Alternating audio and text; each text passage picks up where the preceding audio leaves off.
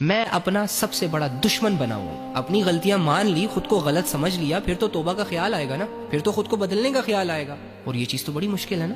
حالانکہ اللہ کے بندے, خود کو بدلنا بہت آسان ہے, لوگوں کو بدلنا مشکل ہے. کیا ہے, تم نے اپنے اندر ایک ارادہ کرنا ہے کہ اللہ تھک چکا ہوں, ہار چکا ہوں, ٹوٹ چکا ہوں, بکھر چکا ہوں, نہیں سمجھ آ رہی, واللہ کچھ نہیں سمجھ آ رہی کہ میں کیا کر رہا ہوں. صبح آنکھ کھولنے سے لے کے رات کو آنکھ بند کرنے تک میری زندگی میرے ہاتھوں سے, میرے اعمال سے ضائع ہوتی چلی جا رہی ہے.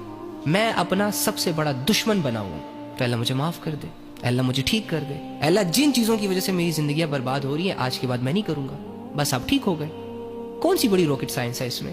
خود کو بدلنا کون سا مشکل ہے؟ وہ اعمال جو آپ کو برا بناتے ہیں, وہ لوگ جن کے ساتھ اٹھنے بیٹھنے, بات کرنے, ٹائم دینے سے آپ کی پرسنالٹی ڈاؤن ہوتی ہے, ان لوگوں کو چھوڑنا ہوتا ہے, منہ موڑنا ہوتا ہے. بس بن گئے آپ اچھے انسان. ایک زہر کا گھوٹ ہے, پی لو. ارے وہ والا زہر نہیں جس سے بندہ اللہ کے بہت قریب چلا جائے.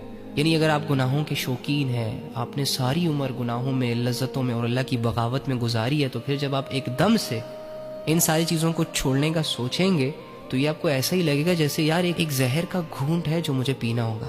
اور یہ جو کمزوری سی فیل ہوتی ہے کہ پتہ نہیں میں بدلوں گا بھی کہ نہیں, پتہ نہیں میں ٹھیک ہوں گا بھی کہ نہیں. بھائی تو ہوگا ٹھیک, بہن تو کوشش تو کر. جب ایک بندہ بگڑ سکتا ہے, حالانکہ بگڑنا تو چاہتا ہی نہیں ہے, تو وہ بندہ ٹھیک بھی ہو سکتا ہے نا, کیونکہ وہ تو ٹھیک ہونا چاہ رہا ہے. تو اللہ تو انسان کی چاہت پہ فیصلے کرتا ہے. جب آپ کے پاس کوئی برائی نہیں ہوگی کرنے کو, تو کیا رہ جائے گا کرنے کو؟ نیکیاں. مسلمان بننے کے لیے, مومن اور ایماندار بننے کے لیے آپ کو خواہشوں سے لڑنا پڑتا ہے, آپ کو دنیا کے اصولوں کو ٹھکرانا پڑتا ہے, بہت سارے لوگوں کو راضی رکھنا پڑتا ہے, اور اللہ کی خاطر بہت سارے لوگوں کو ناراض بھی کرنا پڑتا ہے. آپ کو ایک ایسے خدا کی عبادتیں کرنی پڑیں گی, ایک ایسے خدا کی بات ماننی پڑے گی جو ایک ہے, جس کا کوئی شریک نہیں, جس کا کوئی وجود نہیں, جو نظر نہیں آتا, جو آپ سے یہاں بات نہیں کر سکتا. اس کی معرفت کو ڈھونڈنا ہوگا, اس کی قدرتوں پر غور کر کے اسے سجدے کرنے ہوں گے.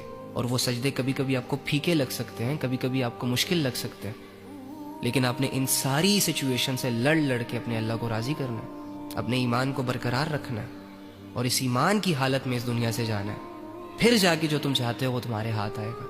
یہ نہیں کہ فارمیلٹی پوری کرنے کے لیے لا الہ الا اللہ محمد رسول اللہ پڑھ لیا, وہ بھی زبانوں سے, تو جنت ہم پر فرض ہو گئی ہے. میں اللہ رب العزت کے تمام انعامات کا مستحق ہو گیا ہوں.